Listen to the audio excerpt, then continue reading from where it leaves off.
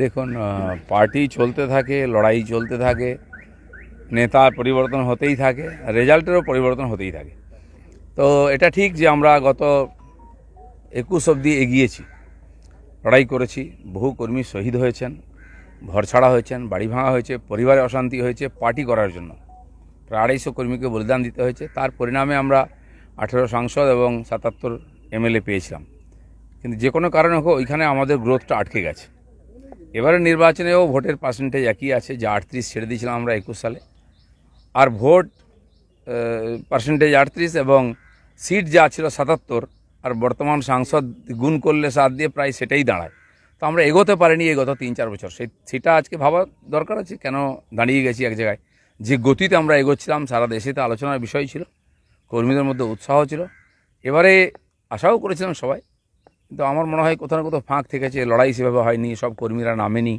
এটা নিয়ে চিন্তাভাবনা করার দরকার আছে, গতি যেন রুদ্ধ না হয়ে যায়, তাহলে তো কর্মীরা হতাশ হয়ে যাবেন।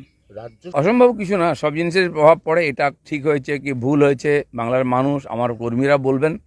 আমাকে পার্টি যখন যে কাজ দিয়েছে আমি সেটা নিষ্ঠার সঙ্গে করেছি। দিলীপ ঘোষের কাজে 1% কখনো ফাঁকা ছিল না, পুরো ইমানদারির সঙ্গে পুরো পরিশ্রম করে আমি কাজ করেছি। আর এবারে যারা বর্ধমানে গেছেন তারাও জানেন, সেই যে কঠিন সিট ছিল, হেরে যাওয়া সিট ছিল সেই সময়, আর সেখানে আমি যে লড়াই দিয়েছি মনে হচ্ছে একটা জায়গায় লড়াই হয়েছে।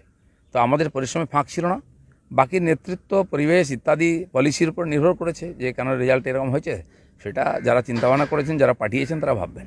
ব্রিটিশ সরকারের আমলে যারা ইস্ট ইন্ডিয়া কোম্পানির বিরুদ্ধাচরণ করতো তাদেরকে আন্দামানে পাঠানো হতো, বলা হতো কালা পানিতে পাঠালাম। আর দিলীপ ঘোষের আমলে দিলীপ ঘোষ পারফরমেন্স করে দেখিয়ে দিয়েছিলেন, তা সত্ত্বেও তাকে আন্দামানে পাঠিয়ে দেওয়া হয়েছে। আন্দামান আগেই ঘুরে এসছে দিলীপ ঘোষ, যেন কালাপানিটা আমি জানি, আর কেউ জানে না। আর রাজনীতিতে এটা অসম্ভব কিছু না। রাজনীতিতে চক্রান্ত, কাঠিবাজি, এটা রাজনীতির অঙ্গ। আমি সেভাবেই নিয়েছি। আমি পুরো পরিশ্রম করেছি, কিন্তু সফলতা আসেনি। রাজনীতিতে যা হয়, সবাই কাঠি নিয়ে ঘুরতে থাকে।